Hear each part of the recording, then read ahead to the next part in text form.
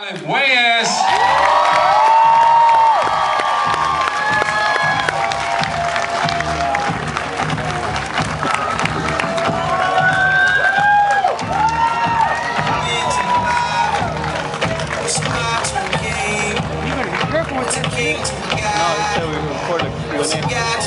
Oh, yeah?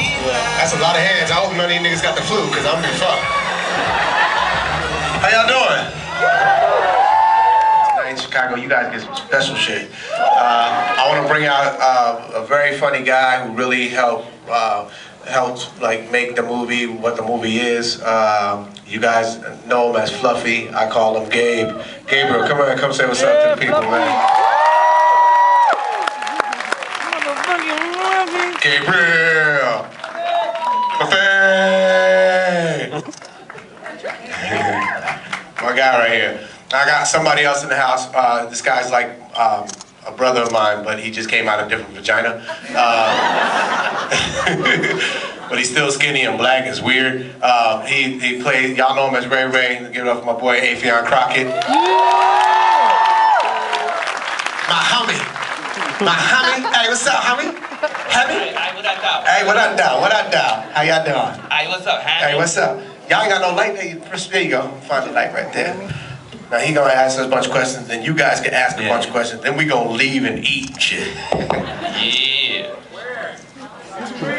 I wanted to. You didn't have a bigger chair, bro?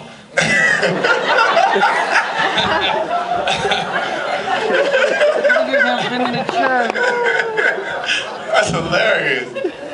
I'm sorry, bro. He's there. He said what? She goes, he's serious. He's serious. He's serious, though. Yeah, so I want to start off with asking, like, when you write these movies, because you write them, of course. Yeah, me and my producer partner and writing partner, Rick Alvarez. Yeah. Long time. Been working with me since, like, for the last 10, 12 years. Cool. So when you write them, do you have... You said cool, like I didn't ask you all that.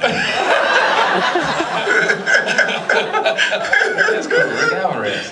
When you write them, do you have particular people in mind, like we see, you know, Gabriel is in this one, or do you just write and hope, you know, go out to people and reach out to them, or do you already have them in mind? I just kind of write them. Most of the time, I just write them, and I'm weird. Like when I write somebody else's character, I write it as though I'm doing it. So I always give people like long monologues, or you know, they're pretty in-depth and pretty funny characters. And most of the time, my character is the least funniest ever written, and I just find mine along the way. But Gabe was different because I did a gig with Gabe in El Paso, Texas. And I was like, yo, you're fucking funny. You should do movies. Okay. He was like, well, then write something, fucker. I was like, hey. a little gang member in there. All right. And so I said, okay, if I write it, then you gonna do it? He goes, yeah. So I wrote something, and you know, he came in and read with me, and you know, it was magic, and I was just like, you know, over Twitter, I hit him up. I was like, you got it. He's like, oh, I'm there. Let's do it, bro. So that was, and Affion, every movie I do, I got it. Yeah. I literally go, man, what's some good shit for Affion? You know, because I just know there's people that you know is always going to be funny. Right. He's one of those guys that, you know, I remember we cast Affion, what was it, a pilot? Marcus Felony Brown. Yeah, Felony Brown. Pilot. Yeah, never made the light of day, but you was hilarious in that shit. They canceled us before we even started, but man, them niggas were genius. I was funny on that editing room floor. Some genius. Yeah, cool. Gabriel. I'll just tell you right now, like, basically the audition process, he's not lying, man. This is very much improvised because I messed up that audition bad. They gave me the script, I couldn't memorize it, man. I just got off a flight, and then I went in there, I screwed up the whole audition in front of him and all the producers, and then Marlon goes, yo, man, let's just riff for a minute. And next thing I know, we just started taking little jabs at each other. And like all the racist stuff you see in this movie, that was us day one. Right? And I heard some of you going, I can't believe you said that. I'm going to let him say that. Oh. That was day one. We started taking shots at each other. And like, it became one Mexican joke, there goes a black joke, there goes another one. And we just kept escalating. And it was funny as hell to see all the white producers getting scared. We're like, they're taking jabs at each other. Something's going to happen. And next thing you know, we're on the set. A lot of that stuff made it, and some of it didn't, and then Yeah, because you know we like to have fun and be silly. And exactly. Yeah, and is that felt more real to you? That helped you out more than like going through the script? Is that perhaps just having fun with it? And Marlon saying, you know what, man, just have fun. Don't be afraid. You know, he goes, if you can get from point A to point B, whatever happens in between, just make it silly, make it your own. It's and, always- and he says, if we don't like it, we'll just cut it. Right. You know. And we're gonna keep the best stuff. Like when it's funny, like you'll see, we'll stay on you and let you rip. I like, and I listen to the audience. If the audience laughs, I keep it in. And it's always more freeing to improv. You know what I mean? Like keep it conversational as opposed to just trying to stay off what the words are saying on the page. And we improv stuff. Go ahead.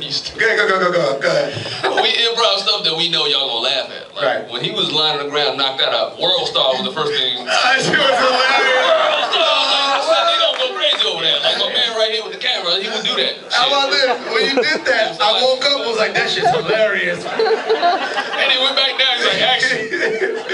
But here's the thing, like when we film, I'm like, you know, there's our director Mike Titus, who I love, and he's worked with Afion a lot, and Rick Alvarez was my producer partner, writing partner. They know when I'm in the huddle, you know, it's like I'm Peyton Manning, so I'm running the offense.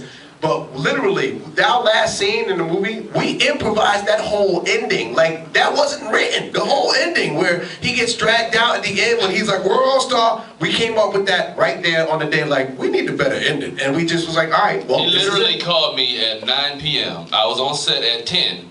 And he said, all right, here's the scene, Afe. You gotta go through the house, find all these dead people, just go from there. And I was like, all right, cool. And I start walking through, hey, my cousin's in there, cuz, you know what I mean, doing all that crazy. And it was just fun, just freeing. And that's the magic to me of working with guys like, you know, working with veterans, because they know the science of comedy. I can trust them, you know, with making people laugh. So it's not just about me, it's about really a band playing, man. We're like a jazz quartet, man. I'm Miles Davis, by the way.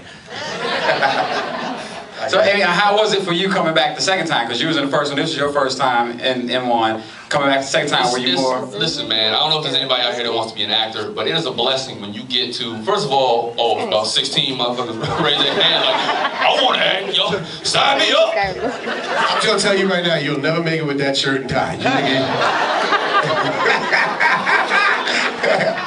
You look like, what's the name from Tyler Perry joint? David Mann. I'm sorry, we cut your David name. Mann. You can make it. No, but what I'm saying is, You can make it. It doesn't like you auditioning for a McDonald's commercial tomorrow. but no, it's always a blessing to work with people that, I mean, Marlon's one of the guys, before I even got in the industry, I used to look up to him and you know, his comedy style was what I wanted to be. He was a skinny, funny dude that had that hip hop energy, so. That's always what I wanted. One day, man, one day. Part 15, you're gonna be there, Flo. You're gonna be there. But yeah, it's like, why would I say no to that? Like Marlon, literally, I'm in a position now where he and I have such a camaraderie on screen that when he calls, it's like, all right, yeah, that sounds fun, let's do it. Yeah. You know what I mean? So coming back to that, and Cousin Ray Ray was such a big part of the first movie. Like, you know, I don't give a fuck, you know, the whole thing. So we had to bring Ray Ray back. Yeah, Ray. Well, be a virgin, good. To this day, when somebody says some stupid shit, like, you know, I just like, I don't give a fuck. Keisha, that shit made me laugh. And the way your neck went, I don't give a fuck. Keisha? She be worried about making Ray Ray mad up in this bitch. And the fact that he was such a scared thug, that made it fun for me. It's like, he coming in there acting the hardest. And at the end, he crying, you gonna get me killed? You got a gun, how you gonna get killed? So, Marlon, for you, how are you enjoying, like, now the creative control and being able to write? You're doing a little bit of directing here as well. How's that for you versus the other experiences that you had? I've always been kind of blessed in that I worked with my brothers, so, you know, even though I didn't get everything I wanted, I got a lot of what I wanted because we all share the same sense of humor. I think that, you know, I like doing movies like this because I know me and I like going there.